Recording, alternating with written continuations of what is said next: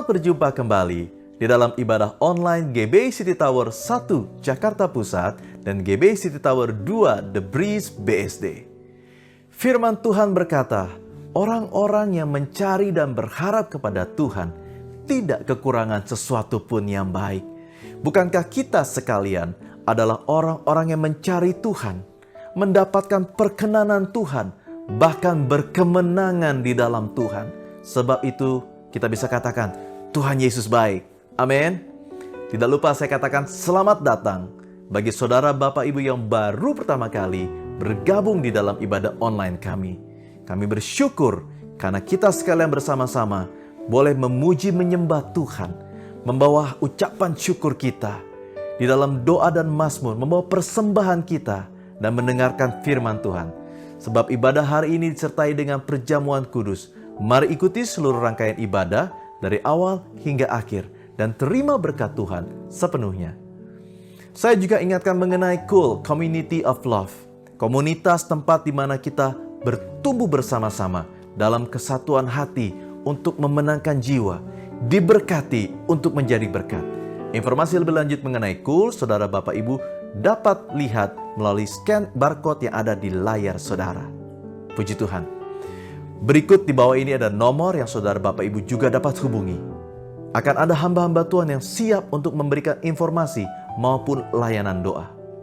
Dan sebelum kita beribadah, mari kita lihat dan saksikan tayangan pengumuman berikut ini.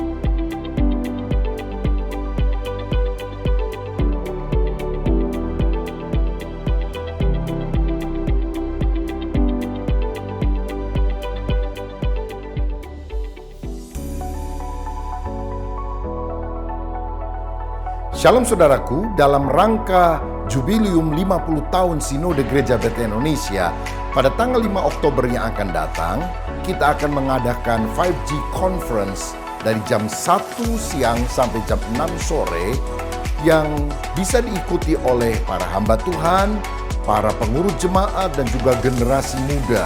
Para hamba-hamba Tuhan yang diurapi akan menyampaikan di dalam sesi umum dan juga di dalam workshop hal-hal yang sangat berguna bagi kita sekalian, dan ini terbuka untuk denominasi apapun juga. Daftarkan diri saudara sekarang di link berikut ini, dan tanggal 6-nya jam 7 sampai 9 malam kita akan mengadakan celebration melalui YouTube, yaitu merayakan Hari ulang tahun Gereja Bethel Indonesia yang ke-50. Saya harap saudara semua bisa mengikutinya dan memberitahukan kepada semua orang. Dan untuk tanggal 6 tidak perlu pendaftaran dan tidak dipungut biaya. Tuhan Yesus memberkati.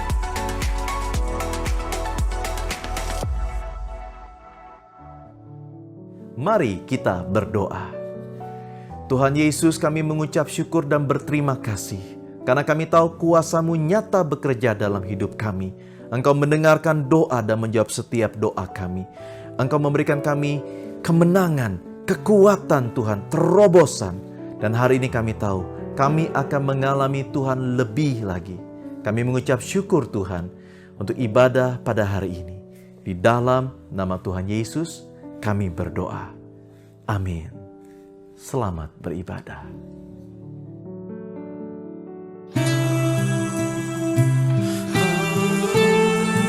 Shalom saudara, hari ini mari sama-sama kita masuk ke dalam hadirat Tuhan, di dalam damai sejahtera kasih-Nya yang sempurna buat setiap kita. Haleluya, thank you Jesus. Thank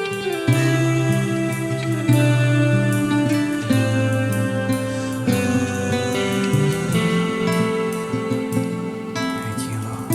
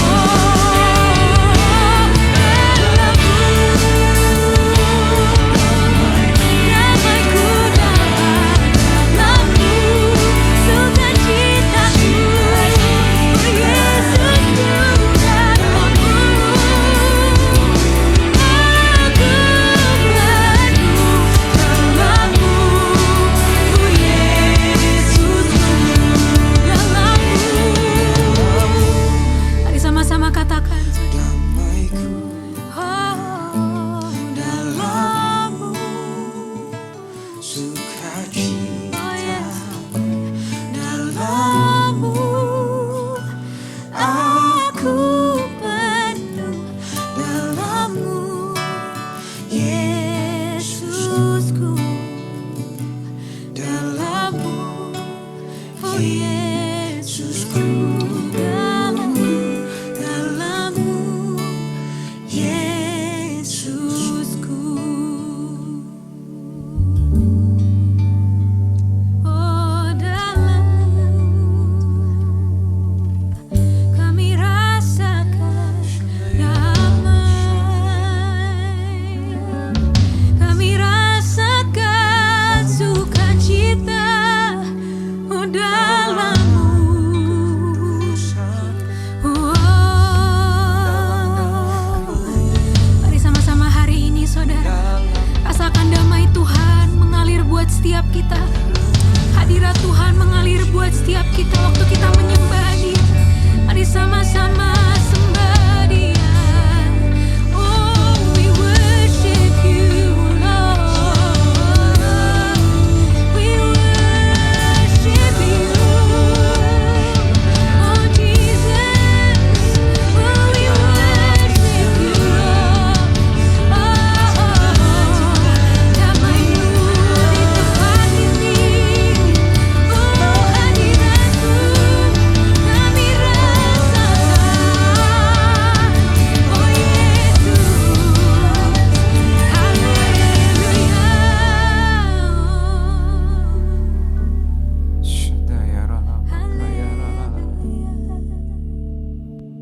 Segenap hati kami itu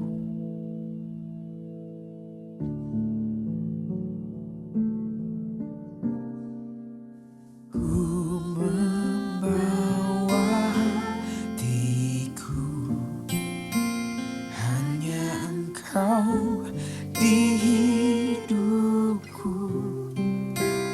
Yesusku, Kau terindah, selamanya ku menyembahmu. Ku membawa hidupku, inilah persembahanku untuk Yesusku yang terindah. Selamanya ku menyembahmu, Yesus. Kami menyembahmu dengan segenap hidup kami. Oh, ku membawa diriku, hanya Engkau di hidupku. Yesus, Kau terindah, selamanya ku menyembahmu. Kami bawa hidup kami, Tuhan, inilah persembahanku untuk Yesus yang terindah. Selamanya ku menyembahmu, Yesus.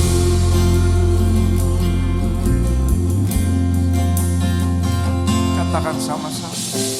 Jiwaku tenang di hadirat-Mu,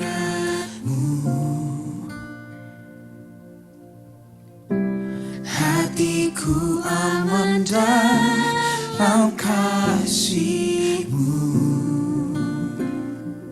Jiwaku tenang di dalam hadirat-Mu, Yesus. Jiwaku tenang di hadirat-Mu, hatiku aman, hatiku aman dalam kasih-Mu. Jiwa kami tenang, Yesus. Jiwaku tenang di hadirat-Mu.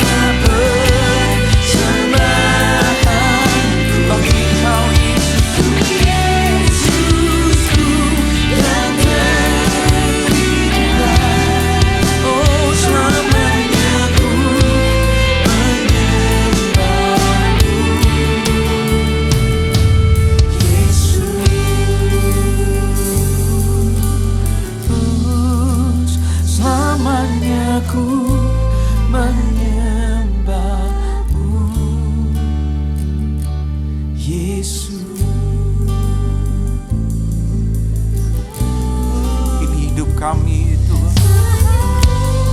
Ini hati kami. Kami persembahkan seluruhnya untuk Engkau dalam penyembahan kami Tuhan.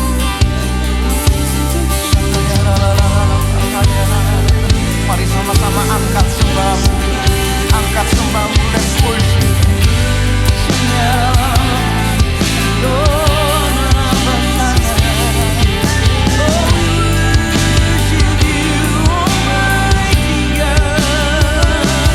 Dengan segenap hati kami, 100% dari hidup kami serahkan kepadamu dalam penyembahan kami.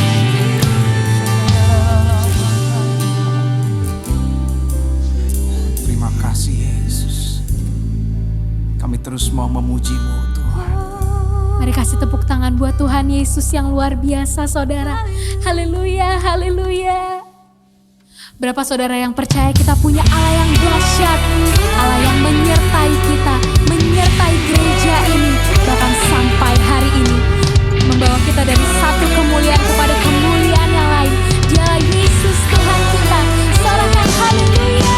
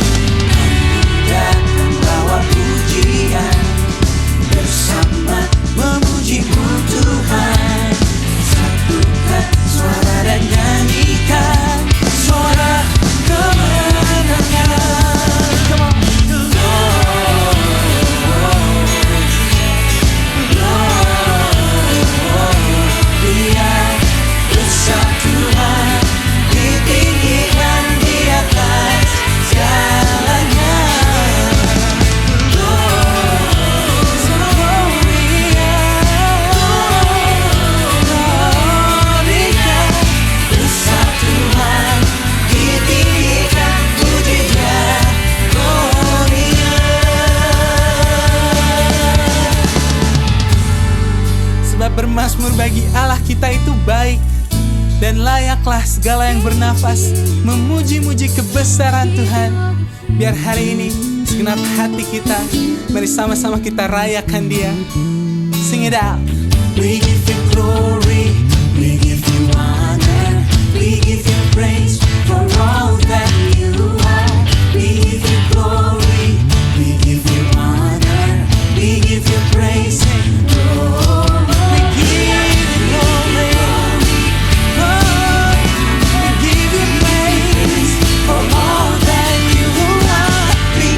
Glory,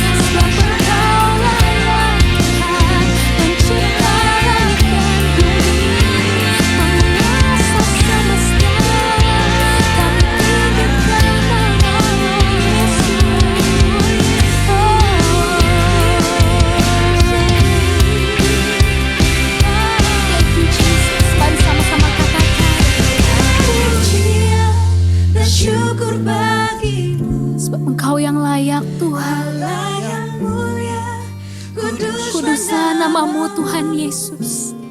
Kaulah yang awal, yang akhir dari segalanya. Yesus, Kaulah puja bagiku. Mari lebih lagi nyatakan Segala pujian dan syukur bagiku. Allah yang mulia, kuduslah namamu. Kaulah yang awal, yang akhir dari segalanya. Yesus, Kaulah pujian bagiku. Kaulah yang awal, yang akhir dari segalanya. Yesus, Kaulah pujian bagiku.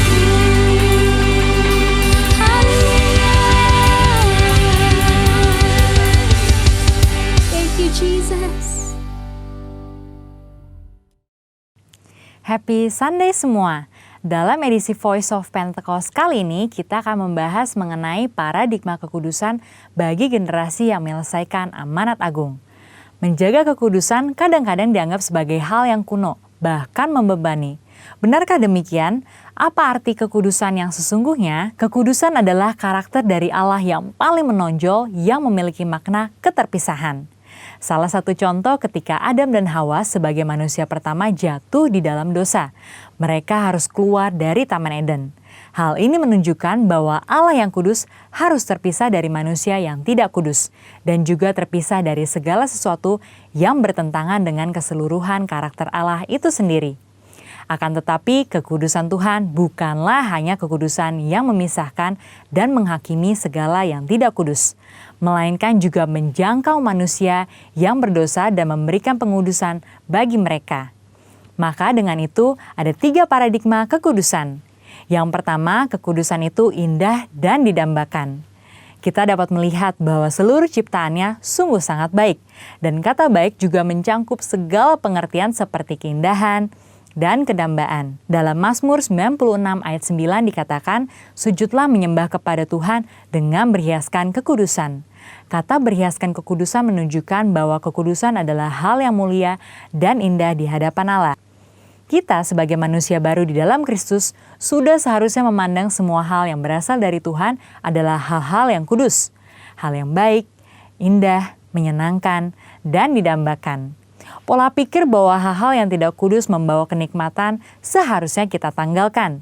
Sebagai insan Pentakosta yang hidup bergantung kepada Roh Kudus setiap saat, sudah selayaknya kita mengalami kemenangan dari kedagingan. Yang kedua, kekudusan itu menular dan menyebar. Paradigma yang baru tentang kekudusan juga dinyatakan dalam kehidupan dan pelayanan Yesus. Dalam pelayanannya, Yesus sering digambarkan berada bersama dengan orang-orang yang najis menurut Taurat. Dalam Lukas 5 ayat 12-14 dikisahkan bagaimana Yesus berjumpa dengan seorang yang penuh kusta. Orang tersebut meminta kepada Yesus untuk menahirkannya, yang kemudian diresponi oleh Yesus dengan menjamahnya dan berkata, "Jadilah engkau tahir." Dan Alkitab mencatat bahwa orang tersebut menjadi tahir. Ketika Yesus menjamah orang yang sakit kusta yang najis menurut Taurat, Yesus tidaklah menjadi najis. Namun sebaliknya, kekudusan Yesus terimpartasi kepada orang yang sakit kusta itu dan mentahirkannya. Hal ini selayaknya memberikan paradigma baru dalam kita memandang kekudusan, yaitu kekudusan itu menular dan menyebar. Yang ketiga, kekudusan menjangkau banyak orang. Dengan pengurapan Roh Kudus, maka sudah seharusnya kita menjangkau orang lain dan menularkan kekudusan tersebut. Kekudusan bukan lagi hanya sekedar yang penting saya sendiri yang kudus. Dalam Imamat 19 ayat 2, pertama-tama Tuhan berkata, "Kuduslah kamu sebab aku Tuhan Allahmu kudus." Setelah itu mulai dari ayat 3 dan seterusnya, Tuhan memberikan serangkaian perintah kepada umat Israel untuk melakukan perintah seperti menghormati ayah dan ibu ataupun bertindak jujur. Hal-hal yang diminta Tuhan ini menunjukkan bahwa kekudusan bukan berdampak hanya untuk diri sendiri, tetapi juga berdampak secara horizontal, yaitu kekudusan menjangkau banyak orang. Terkait hal ini, gereja kita yang ada di Bandung memiliki kisah yang unik dalam perjalanan sejarahnya. Pada waktu itu tahun 1992, tidak ada lagi gedung pertemuan umum yang bersedia untuk menyewakan tempatnya secara permanen. Namun tiba-tiba ada satu tempat yang bersedia menyewakan tempatnya untuk ibadah dan dikontrak untuk waktu yang cukup lama. Tempat tersebut adalah Gedung Paramount yang adalah sebuah nightclub. Pada saat itu gembala sidang kita dihadapkan dengan keputusan yang sulit. Beliau pun teringat bahwa pada waktu sebelumnya dalam KKR di Batam, hal serupa juga terjadi. Pada waktu itu tidak ada tempat untuk melaksanakan KKR kecuali sebuah tempat karaoke. Akhirnya KKR tetap dilaksanakan di tempat karaoke tersebut disertai lawatan Tuhan yang luar biasa. Karena hadirat Tuhan tidak dibatasi oleh tempat atau apapun juga. Pada akhirnya gembala sidang kita menyetujui penggunaan Gedung Paramount untuk menjadi tempat ibadah minggu. Meskipun tempatnya aneh menurut manusia, tetapi hadirat Tuhan memenuhi tiap ruangan ibadah dan lawatannya pun terjadi setiap minggu. Banyak orang bertobat dan jiwa-jiwa bertambah hari demi hari. Wow! Kesimpulannya, Tuhan sedang memanggil kita untuk hidup dalam kekudusan guna menyelesaikan amanat agung. Dalam Wahyu 22 ayat 11 dikatakan, barang siapa yang berbuat jahat, biarlah ia terus berbuat jahat. Barang siapa yang kudus, biarlah ia terus menguduskan dirinya. Mari kita terus mengerjakan dan menjalani kehidupan kita, bergerak dan menularkan kekudusan kemanapun kita pergi untuk menuai banyak jiwa. Tuhan Yesus memberkati.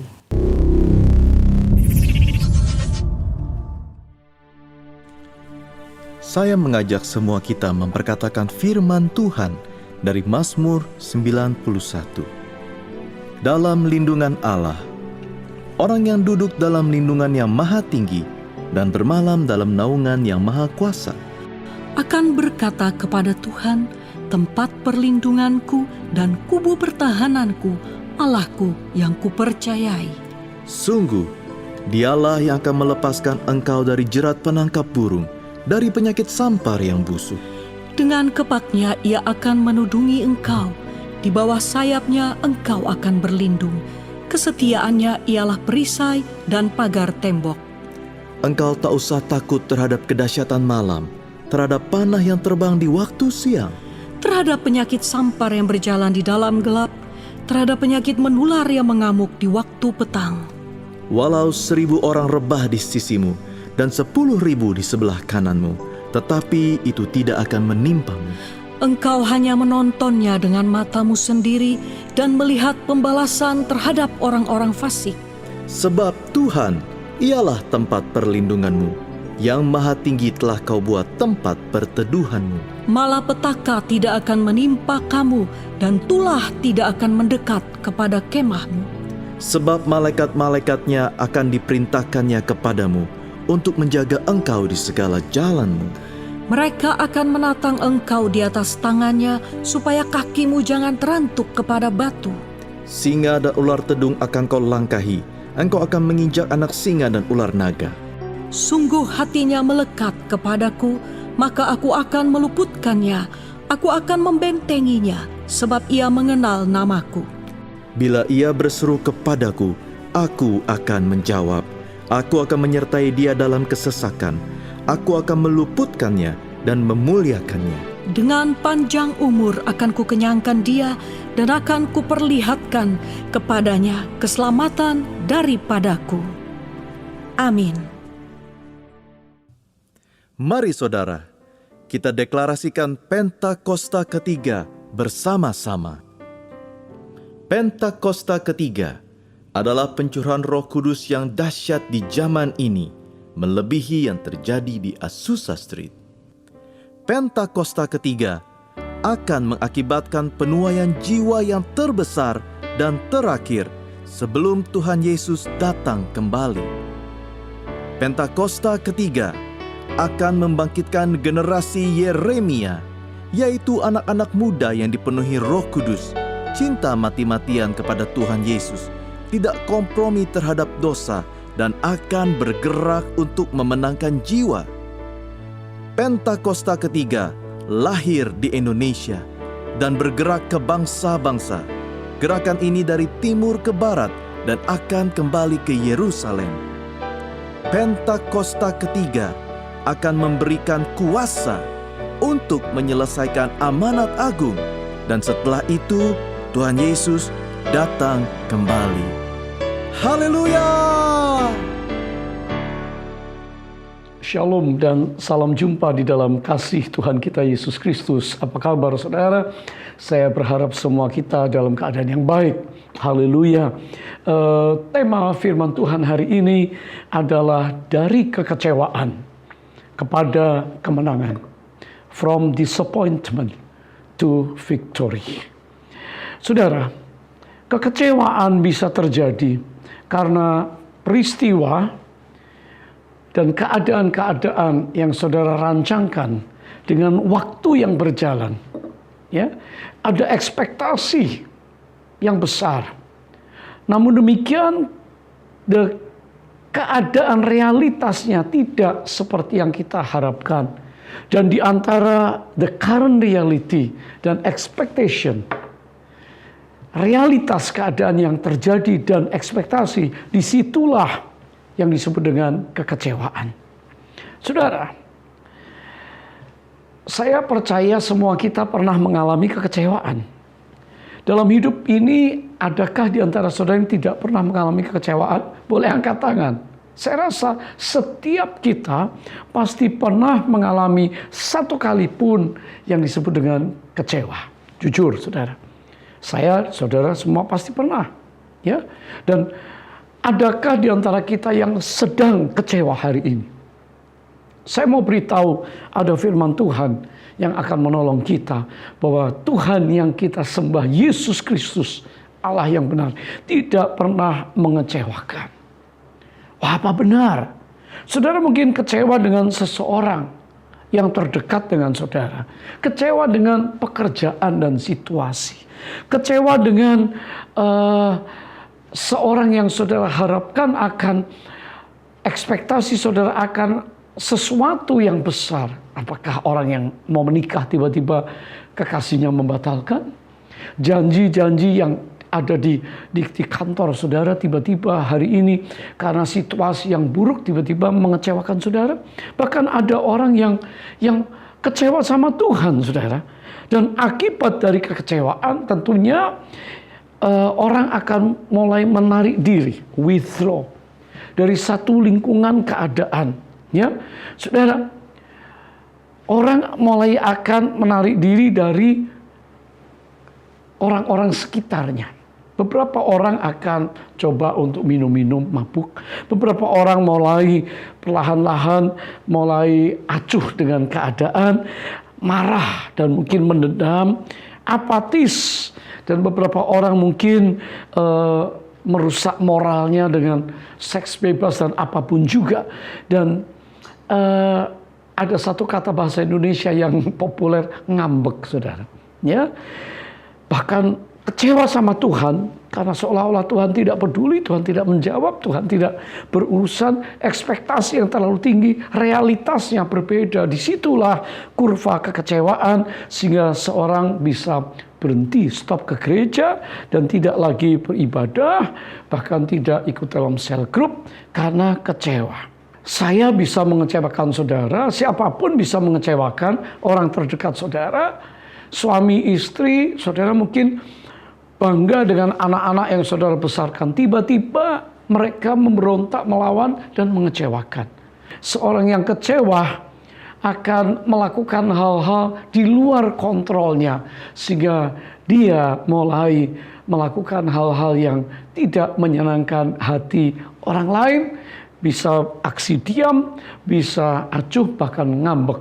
Kepada Tuhan pun bisa. Bagaimana keadaan kita hari ini?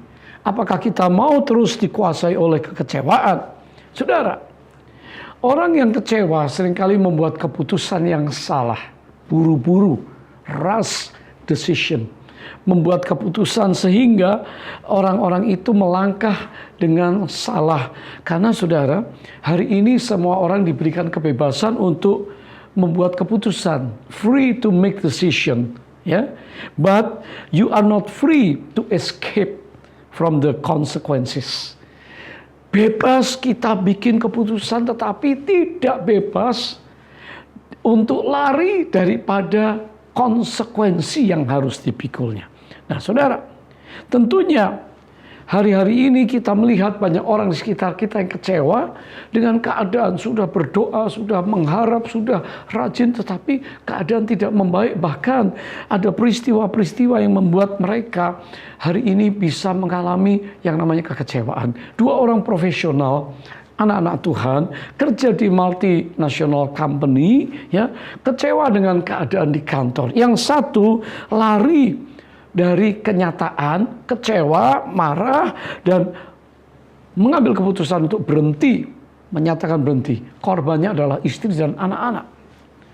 Saudara, yang satu bertahan, berdoa, mendoakan, dan memaklumi keadaan. Ternyata sesuatu terjadi, ada perbaikan, dan orang ini dipromosi di dalam perusahaannya. Jadi 2 respons yang berbeda. Nah, saudara, waktu kita sadari tentang identitas kita hari ini, siapa kita dalam Kristus, maka ada perubahan yang terjadi dalam diri kita untuk merespon sesuatu. 2 Korintus 5 ayat 17 berkata, siapa yang ada di dalam Kristus, ia adalah ciptaan yang baru. Yang lama sudah berlalu, yang baru sedang datang. Sehingga kita percaya melalui segala peristiwa yang terjadi, kita bisa hidup dalam kemenangan. Menang atas kekecewaan. Ya, karena orang yang berpikir ke arah dirinya terus-menerus, maka dia tidak bisa berpikir lebih luas apa yang Tuhan sedang rencanakan, jalan Tuhan, kehendak Tuhan, waktu Tuhan. Sehingga mereka hari ini kalau tidak berjalan di dalam kehendak Tuhan, tidak berjalan di dalam jalan Tuhan, tidak tepat dengan waktu Tuhan, gampang sekali mengalami kekecewaan. Saya tantang saudara hari ini, mari kita punya kesempatan untuk berubah dan diubahkan, supaya waktu kita mengetahui dan menyadari tentang kondisi, tentang identitas ID kita, maka kita akan mengalami hidup yang berkemenangan. Saya ingin kita belajar dari kisah Musa, ya.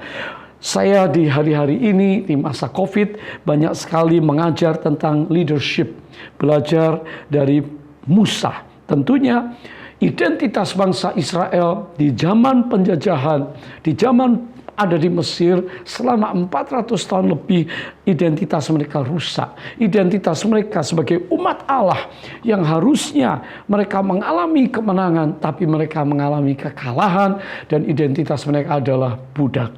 Saya ingin kita belajar hal ini. Haleluya. Kalau kita berbicara tentang Musa, maka kita melihat ada 3 fase dalam kehidupan Musa yang luar biasa, yang akan memunculkan karakter seorang yang memiliki identitas, yang akhirnya sesuatu yang luar biasa, extraordinary. Fase yang pertama dituliskan di dalam kitab Keluaran pasal 1 dan 2, ya. Musa adalah seseorang, somebody, seorang yang luar biasa, ya, berada di istana, dan tentunya dia memiliki PD, percaya diri yang luar biasa, dan juga mendapatkan pendidikan yang tertinggi karena dia adalah seorang calon pangeran, ya. Yang kedua, di masa yang lain di dalam kitab Keluaran pasal 2 sampai pasal 4, tiba-tiba Musa menjadi seorang yang bukan apa-apa, nobody. Ya, saudara, tempatnya adalah di padang belantara Midian, dan di situ dia mengalami kesendirian, di situ mengalami ketidakjelasan, di situ dia bisa berefleksi diri, saudara. Usia 40 sampai 80. Dan yang ketiga, fase ketiga adalah fase di mana dia mengalami kemenangan extraordinary, ya. Dia tahu identitasnya bahwa Tuhan mengutus dia, dan di dalam kitab Keluaran pasal 5 sampai kitab Ulangan, Deuteronomi, maka di situ dia berjalan dengan Allah.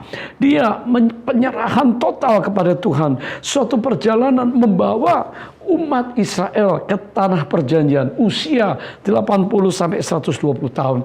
Tempatnya adalah padang gurun selama 40 tahun sampai menuju ke tanah Kanaan.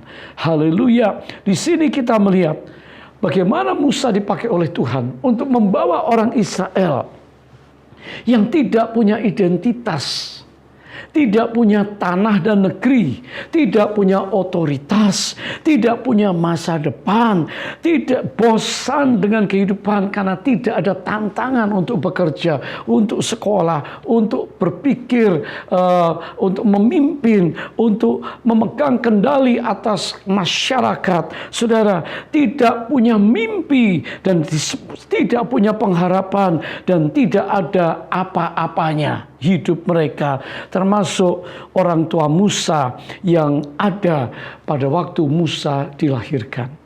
Kitab Keluaran berbicara, Alkitab mencatat tentang kekejaman, kekejian yang dilakukan oleh Firaun yang baru, yang tidak mengenal apa yang dilakukan oleh Yusuf ratusan tahun yang lampau, dan mereka sebuah dinasti yang baru muncul. Kita tahu tentang genocide, ya, yaitu pembunuhan, pemusnahan massal manusia yang tidak berdosa.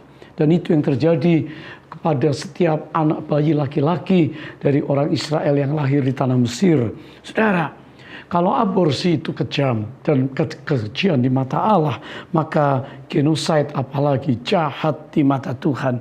Sebuah rejim yang kejam muncul, dan ini membuat kekecewaan yang besar bagi bangsa Israel, termasuk orang tua Musa yang hari itu Musa dilahirkan. Keluaran pasal 2 ayat pertama sampai 4 berkata, seorang laki-laki dari keluarga Lewi kawin dengan seorang perempuan Lewi, lalu mengandunglah ia dan melahirkan seorang anak laki-laki. Ketika dilihatnya bahwa anak itu cantik, disembunyikannya dia 3 bulan lamanya. Tetapi ia tidak dapat menyembunyikannya lebih lama lagi.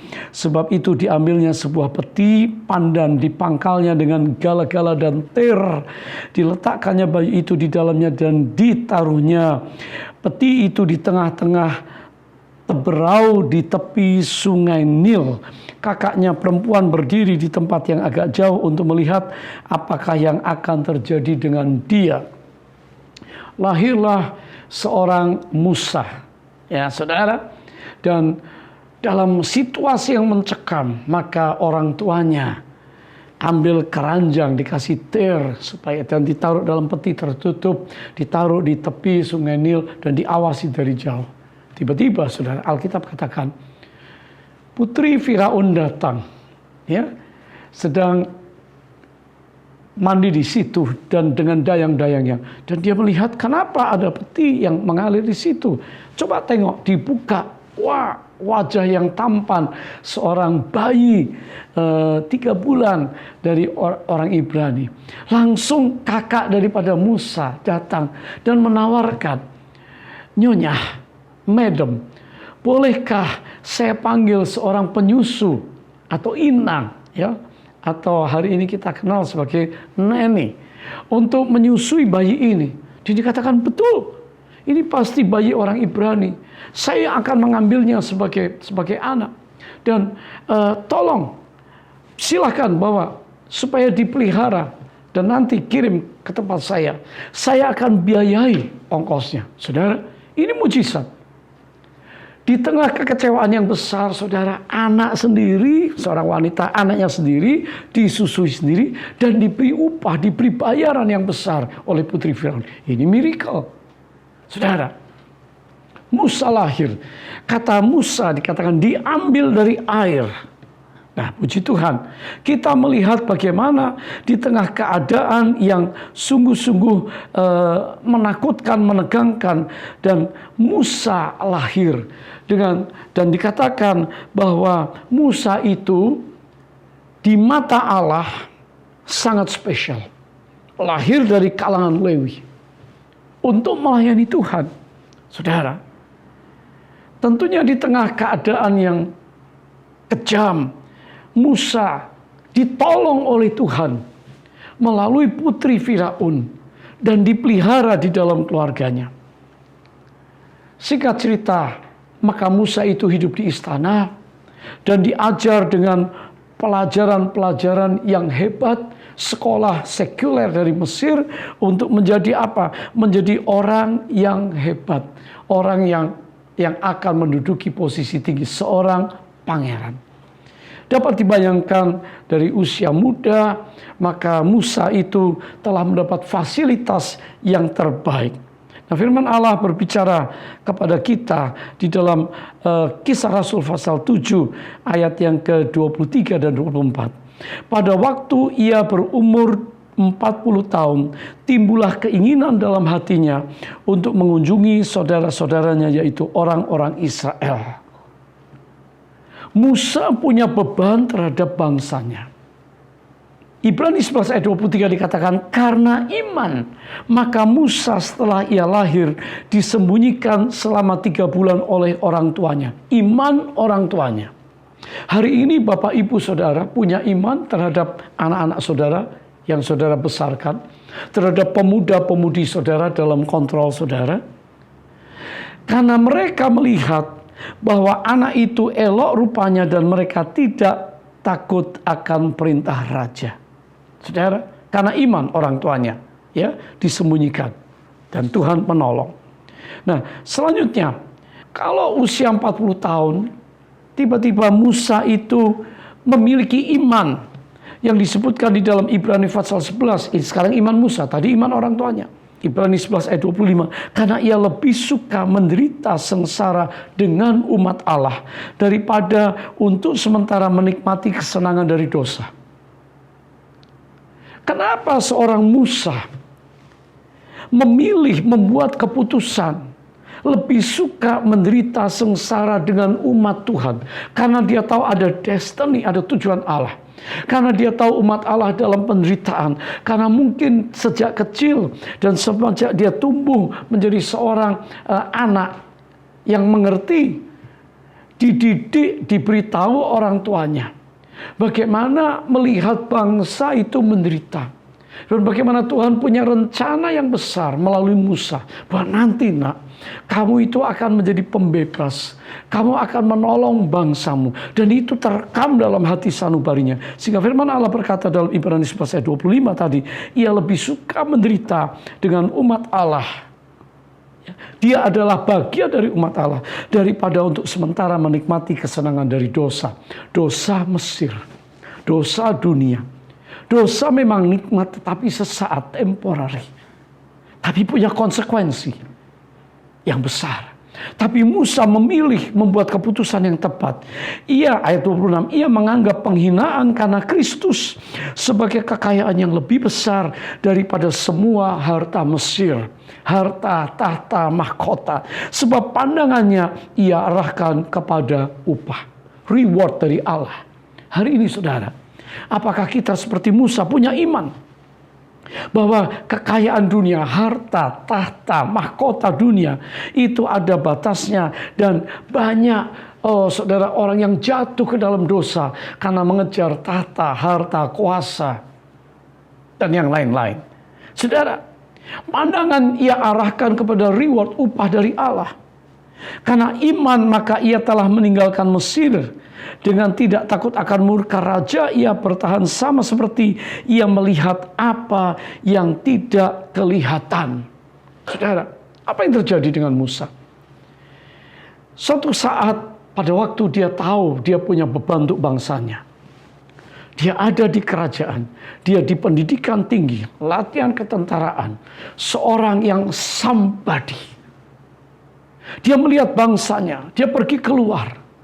Dan pada waktu dia melihat bangsanya dianiaya oleh orang-orang Mesir yang mengerjakan mereka kerja rodi, dicambuk, dianiaya, Musa nggak terima. Dia marah, I'm somebody. Dia pukul orang Mesir itu. Dan saudara, sampai dia mati.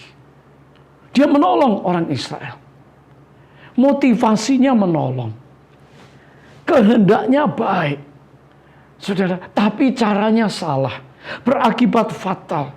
Dan pada waktu keesokan harinya, dia melihat orang, sama-sama orang Ibrani atau Israel bertengkar. Dan dia melerai mereka. Satunya berkata, kamukah yang kemarin telah membunuh orang Mesir, dia terkejut bahwa apa yang dia lakukan ternyata pasti akan sampai kepada Firaun.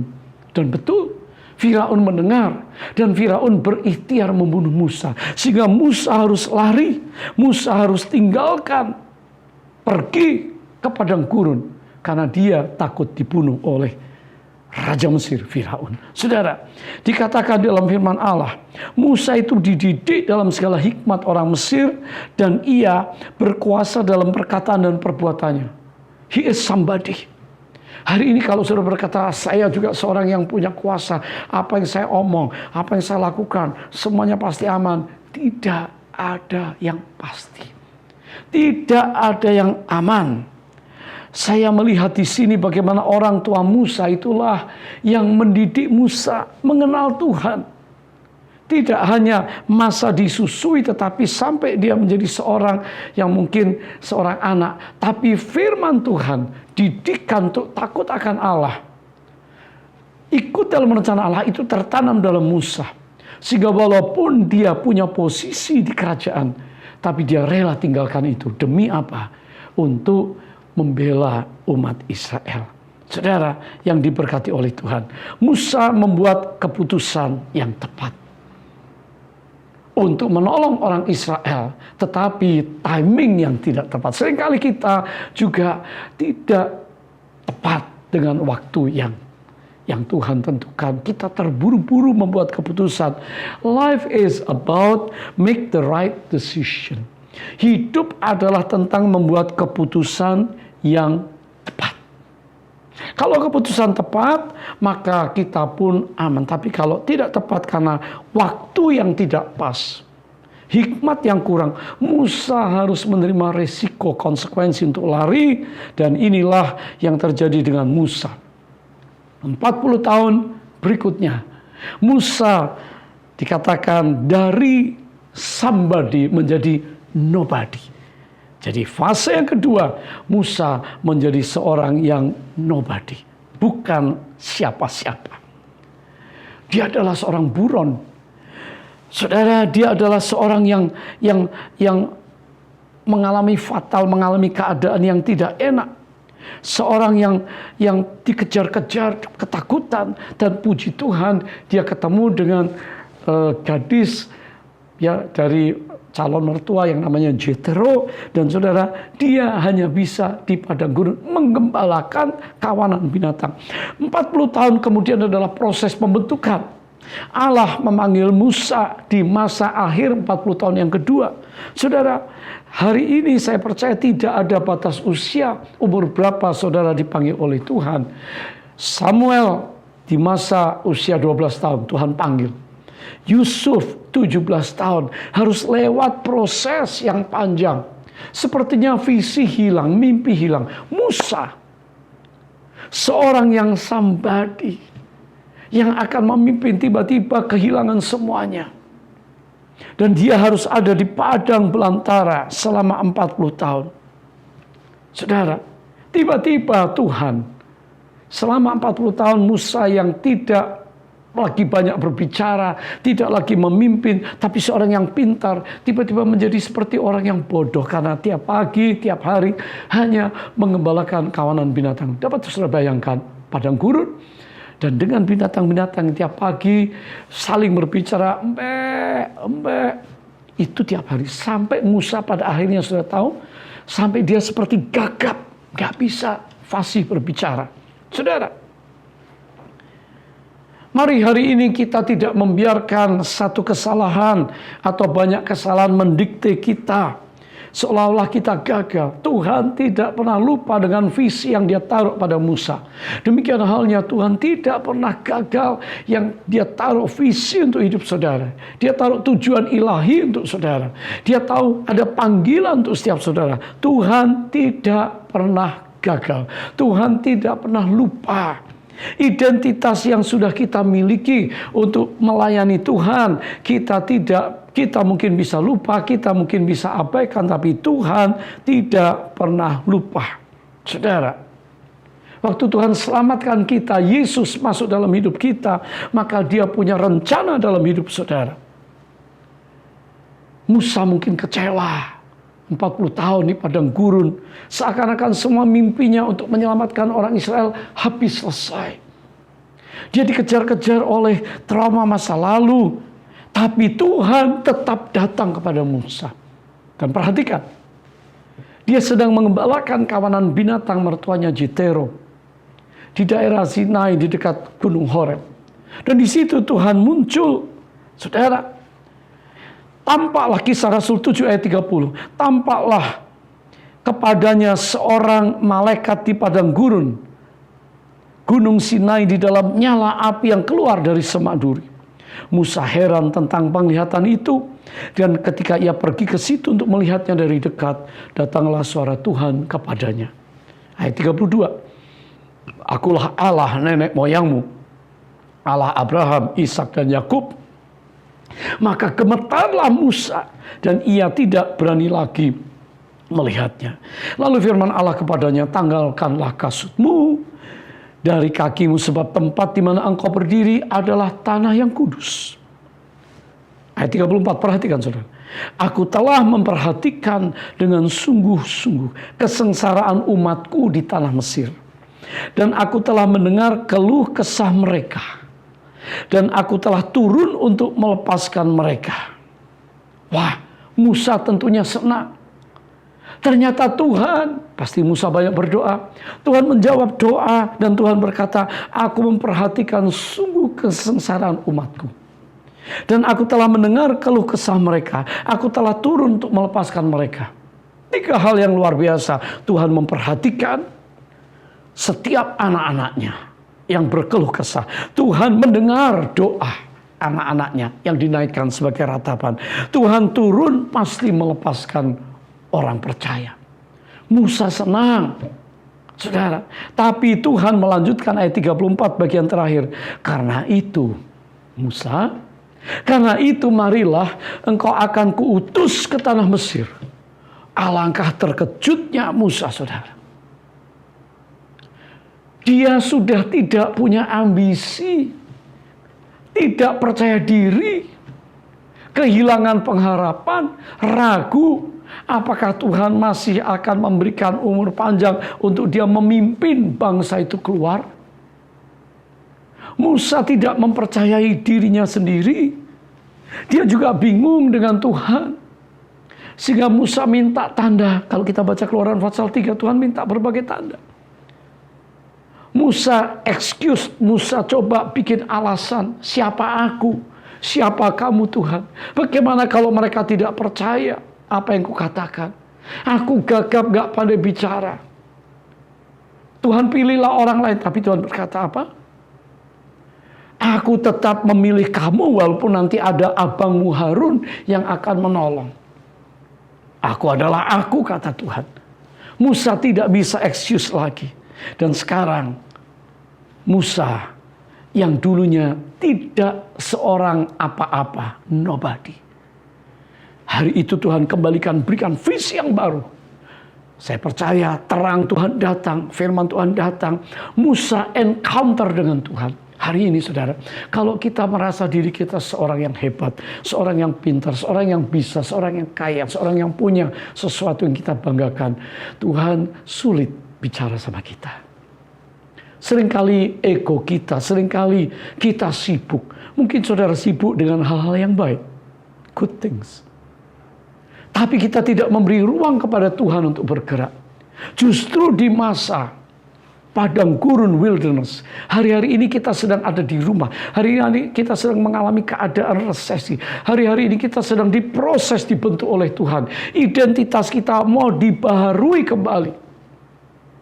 Sementara hati kita rapuh, jiwa kita rapuh, tubuh kita lemah, kita berkata hopeless, masa depan suram.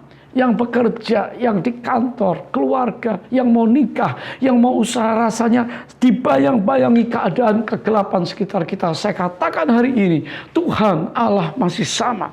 Dia ingin saudara diangkat, saudara mau dipakai oleh Tuhan untuk membebaskan, menolong keluarga, menolong masyarakat, menolong orang-orang sekitar saudara. Punyakah engkau hari ini iman? Musa punya iman. Sebab itu Tuhan lihat Musa. Dan Tuhan datang Musa ketemu pribadi dengan Tuhan. Encounter with God. Inilah waktunya saudara. Untuk kita di masa-masa kita berdiam diri, kita bertemu dengan Tuhan, supaya kita mengalami kembali, diberi visi, diberi semangat oleh Roh Kudus untuk kita melangkah. Yesus tidak berubah. Dia memanggil saudara dan saya untuk melakukan tugas, untuk menyelesaikan amanat agungnya. Bagian yang ketiga dari fase kehidupan Musa, identitas dia dibaharui menjadi seorang pemenang sehingga dia berani datang kembali ke Mesir. Dikatakan, karena itu marilah engkau akan kuutus ke tanah Mesir. Untuk apa saudara? Untuk ketemu Firaun yang baru, untuk membebaskan umatnya pergi. Dan fase yang ketiga maka adalah fase Musa mengalami hal yang supranatural, extraordinary. Kekecewaan yang ada di dalam hidup Musa, Tuhan gantikan dengan sebuah langkah kemenangan. Sebuah perjalanan baru dengan Tuhan, di mana Tuhan akan mendemonstrasikan perkara-perkara ilahi yang ajaib, sehingga alhasil kita lihat kitab Keluaran menuliskan, Fatsal 5 sampai kitab Ulangan menceritakan tentang the journey, perjalanan dari iman kepada iman. Musa memimpin bangsa itu keluar dengan tanda-tanda heran dan mujizat yang sangat besar. Tuhan memanggil Musa, tidak waktu Musa ada di istana. Kalau di istana tiba-tiba ada semak belukar terbakar, Musa nggak akan percaya. Tapi justru di tempat kesengsaraan, justru di tempat banyak air mata, Tuhan ketemu sama kita. Hari ini saudara, marilah kita bersama-sama bangkit. Sama seperti Musa yang mengalami dihancurkan, diremukkan. Di saat kita diremukkan, di saat kita banyak doa, di saat kita banyak mengandalkan Tuhan, di saat kita bergantung sama Tuhan, maka disitulah saudara pasti Tuhan bicara. Saya ingat pengalaman saya tahun yang lalu, Januari, dari awal sampai akhir 1 bulan penuh saya tertidur dengan kepala tertelungkup karena detach retina mata saya. Dan di situ saya banyak bicara sama Tuhan. Tuhan banyak bicara dengan saya untuk memperbaharui semangat saya bahwa perjalanan untuk melayani, untuk transformasi, untuk menyelesaikan tugas-tugas pelayanan masih ada di depan. Saudara, Musa yang dulunya ragu dan takut dan bimbang, hari ini Musa bangkit. Karena Tuhan mengutus dia pergi. Setiap kali Tuhan mau melakukan perkara besar dalam hidup keluarga, masyarakat, gereja, ada orang yang dipilih, dan saudara adalah orang-orang yang akan dipilih, dipakai oleh Tuhan. 40 tahun kemudian adalah masa di mana Musa membawa orang Israel untuk dibebaskan. Saudara, saya kasih di dalam Kristus. Mari kita hari ini datang pada Tuhan. Tuhan, terima kasih. Waktu identitas saya diperbaharui, saya ngerti tentang rencana, jalan Tuhan, cara Tuhan, waktu Tuhan yang tepat, keputusan yang tepat. Dan Musa akhirnya berkata, yes Lord. Maka kalau kita melakukan yang sama, maka pasti Tuhan akan mengangkat kita dan menolong kita untuk menjadi alat Tuhan. Jangan ada yang patah hati, give up. Tapi hari ini bangkit, karena Tuhan memilih saudara untuk dipulihkan agar kita hidup berkemenangan. Mari saya ajak saudara berdoa sama-sama. Kalau saudara berkata, saya sedang ada di padang gurun, saya sedang kecewa berat, saya sedang di dalam situasi di mana saya tidak berdaya. Tuhan Yesus mengasihi saudara, dan dia tidak pernah mengecewakan saudara yang berharap, yang memandang kepada dia, dan ada upah yang tersedia untuk saudara. Angkat tangan saudara. Bapa, hamba berdoa untuk setiap orang muda. Hamba berdoa untuk setiap keluarga senior yang datang kepadamu, putus pengharapan, dikecewakan atau sedang kecewa. Mari pulihkan kami demi mempercayai janji-Mu bahwa kami punya masa depan, identitas kami di dalam Kristus, di mana kami akan mengalami kemenangan. Mari hari ini ada terobosan ilahi, jamaah yang lemah, yang sakit, yang sedang berbeban berat, yang kecewa. Pulihkan kami supaya kami memandang kepadamu dan tidak kepada sekeliling dan dunia. Tuhan, terima kasih. Ampuni kami dan bawa kami untuk encounter, perjumpaan pribadi dengan Engkau di masa raya puasa bulan Oktober ini. Tuhan, beracaralah. Terima kasih Tuhan. Engkau baik untuk kami. Engkau baik untuk kami dalam nama Yesus. Pulihkan kami dan kami bangkit. Haleluya, haleluya, amin. Saudara yang dikasihi Tuhan, hari ini perjamuan kudus tersedia. Semua siapkan roti, ya apapun, dan juga anggur atau teh atau apapun. Saudara, mari kita datang kepada Tuhan, buka hati. Ini waktu yang khusus di mana kita akan terus bersekutu dengan Dia. Ya, mengingat kematian kebangkitannya, proklamasikan itu perjamuan kudus. Firman Tuhan berkata supaya kita dengan cara yang layak, yaitu waktu kita berdamai dengan diri kita, dengan Tuhan dan sesama, saling mengampuni dan diampuni. Saya berdoa hari ini supaya kita semua mengingat korban Kristus, kasih Kristus, kebaikan Tuhan, sehingga dengan demikian saudara bisa lebih mengasihi Dia. Mari kita renungkan sama-sama, kita berdoa sama-sama. Tuhan, terima kasih. Kami siap bersekutu dengan tubuh dan darah-Mu. Ampuni kami, layakkan kami. Sekarang Tuhan, kami mau setia karena Engkau setia. Kami mau satu dalam kematian dan kebangkitan-Mu. Kami mau hari ini mengampuni sesama kami, mengampuni keadaan. Kalau kami marah, kami jengkel, kami berduka, Tuhan singkirkan semuanya dan kami diperbarui supaya kami layak dan diberkati dalam persekutuan dengan tubuh dan darah-Mu. Mari saudara, masing-masing koreksi diri kita di saat yang indah ini. Sementara saudara buka hati saudara, saya percaya Roh Kudus berbicara untuk kita di bulan yang baru ini. Kiranya Engkau bangkit dengan identitas seorang anak Tuhan yang mengenakan Kristus dalam hidup kita.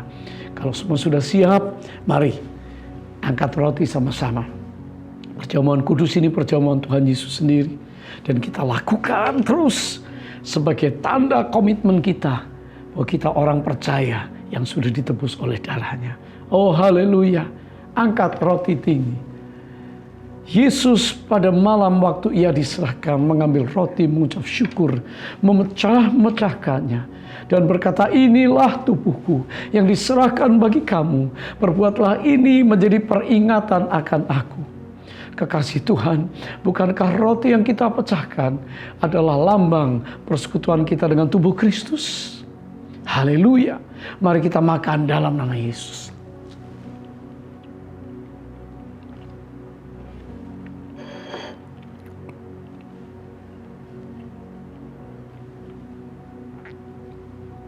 Ucapkan syukur kepada Tuhan. Katakan terima kasih Tuhan. Katakan terima kasih Kristus. Terima kasih buat salib-Mu. Terima kasih buat tubuh-Mu yang dihancurkan. Terima kasih oleh bilur-bilur darah-Mu kami sembuh. Terima kasih kami diampuni, ditebus. Kami dilindungi dari yang jahat. Angkat cawan tinggi. Dan Yesus setelah makan mengangkat cawan, mengucap syukur. Dan Dia berkata, cawan ini adalah perjanjian baru yang dimeteraikan oleh darahku sendiri. Perbuatlah ini setiap kali kamu meminumnya menjadi peringatan akan aku. Saudara kekasih Tuhan, bukankah cawan yang atasnya kita ucapkan syukur adalah lambang persekutuan kita dengan darah Kristus? Amin. Mari kita minum dalam nama Yesus.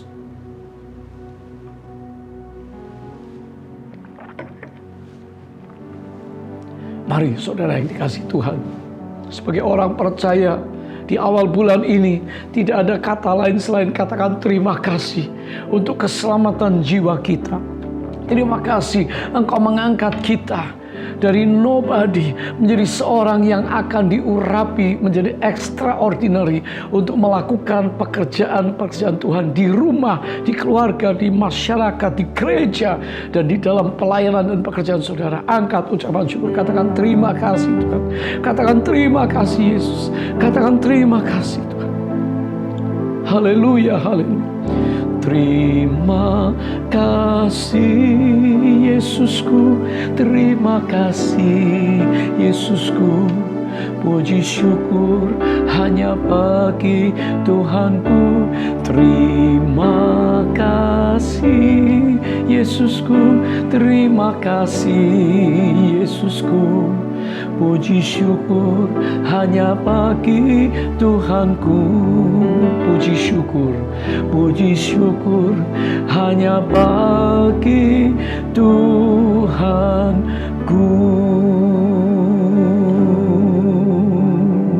Haleluya, haleluya. We worship, we praise you, we give thanks to you, Lord. Haleluya, haleluya. Oh, terima kasih Tuhan, terima kasih. Katakan haleluya, katakan haleluya, katakan haleluya. Yesus hidup. Saudara, ini saatnya sebelum kita terima doa berkat, saya akan berdoa untuk persembahan saudara, persepuluhan yang saudara bawa. Tidak ada yang tidak diberkati oleh Tuhan. Setiap kita yang terima berkat Tuhan, mari kita bawa dengan ucapan syukur. Berkati umatmu, berkati persepuluhan, dan Tuhan lipat gandakan untuk melebarkan kerajaanmu. Sekarang angkat kedua tangan kita. Keluargamu, rumah tanggamu, kesehatanmu, keluar masukmu, berkat ilahi turun dari Bapa di surga secara utuh di dalam Kristus Yesus Tuhan kami. Persekutuan dengan Roh Kudus menyertai saudara sekarang sampai Kristus datang, bahkan sampai selama-lamanya. Semua yang percaya katakan Maranatha. Datanglah ya Tuhan Yesus, kami merindukanmu. Semua kita katakan amin. Amin, amin. Tuhan memberkati. Selamat hari Minggu. Tuhan baik untuk kita. Amin.